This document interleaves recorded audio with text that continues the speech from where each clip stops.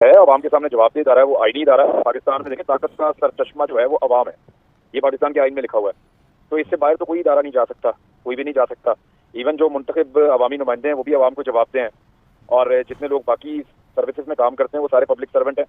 Army भी बिल्कुल वैसे ही है, बस उनकी जिम्मेदारियां थोड़ी हमने बढ़ा दी हैं और बढ़ भी गई हैं। हालात भी ऐसे हैं पाकिस्तान के, और हर चीज़ हम उनके कांधों पे फेंक देते हैं। लेकिन जब हमने बुरा भला कहना हो तो भी हमें फौजी याद आती है, उनके साथ ज्यादती भी करते हैं, और आजकल फौज के साथ बहुत शदीद और सख्त ज्यादती की भी जा रही है।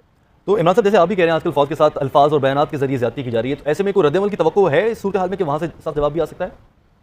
मेरे ख्याल में फौज रद्द-ए-अमल नहीं देगी, और ना वो इस काबिल समझती है इल्जाम लगाने वालों को कि उनको बराह रास्त कोई रद्द-ए-अमल दे। वो खामोशी इख्तियार करेंगे, और ये जिस किस्म का ये स्टेटमेंट आर्मी चीफ का है, ये एक पैगाम अपने अंदर लिए हुए है, लेकिन ना वो किसी को मुखातिब करेंगे और ना वो किसी को बराह रास्त रद्द-ए-अमल देंगे। ये बात तय हो चुकी है। और अगर कोई जवाब देना है या कौमी इदारों को डिफेंड करना है या कौमी इदारों की तौहीन करने से रोकना है, तो वो हुकूमत वक्त का काम है कि हुकूमत इस बात से बात रखे और इदारों की इज्जत को बहाल रखने में अपना किरदार अदा करे।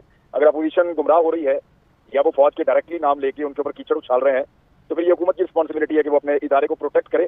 फौज जो है उसका ये काम नहीं है कि वो आए और आके पॉलिटिशियंस को जवाब दे उनके छोटे छोटे घटिया इल्जामात का। बिल्कुल। अच्छा इमरान साहब, ये सवाल मैंने इमरान याकूब साहब के सामने रखा था कि आर्मी चीफ ने कहा है कि हाइब्रिड वॉर का हदफ अवाम है। ऐसे में क्या अवाम को भी मोहतात रहना होगा, और कैसे? देखें, ये हाइब्रिड वॉर होती है अवाम के खिलाफ है। एक्चुअली ये है ये कि आपने एक डिस्टेंस बनाना है, एक खलीज पैदा करनी है फोर्सेस के और उस मुल्क की पब्लिक के बीच में, और इसमें सबसे पहले नाउमीदी पैदा की जाती है, हालात को इस नौयत पे लाया जाता है। उसके बाद ये बताया जाता है कि जो नाउमीदी है इसके पीछे जो रीजन है वो आपकी फोर्सेस हैं। फिर फोर्सेस से मुतनफर किया जाता है, लोगों और फोर्सेस के बीच में गैप पैदा किया जाता है, और फाइनली जब आप उस फौज को लड़ाई के अंदर लेकर जाते हैं तो फिर पब्लिक की सपोर्ट नहीं होती उसके साथ। तो जिस फौज के साथ पब्लिक की सपोर्ट ना हो ना, वो फौज कभी भी कोई भी जंग नहीं जीत सकती, चाहे वो जितनी मर्जी ताकतवर हो। मेरे सामने एक डाटा आया था, सऊदी अरब के पास सबसे ज्यादा फौजी बजट है और सबसे ज्यादा जो असला है वो इंपोर्ट करता है। सॉरी, दुनिया का असले का सबसे बड़ा इंपोर्टर सऊदी अरब है, और दुनिया में असले के सबसे छोटे इंपोर्टर तालिबान है। तो तालिबान ने अमेरिका को ठोका असला ना होने के बावजूद। तो इससे आप समझ जाएं कि पब्लिक सपोर्ट होना और लोगों का अपने आप को वॉलंटियर करना किसी भी फोर्स के लिए कितना जरूरी होता है और कितनी ये अहम चीज है। और पाकिस्तान की फौज ने अभी तक जितनी भी कामयाबियां हासिल की, उन सब कामयाबियों में उनके साथ कौम खड़ी हुई थी।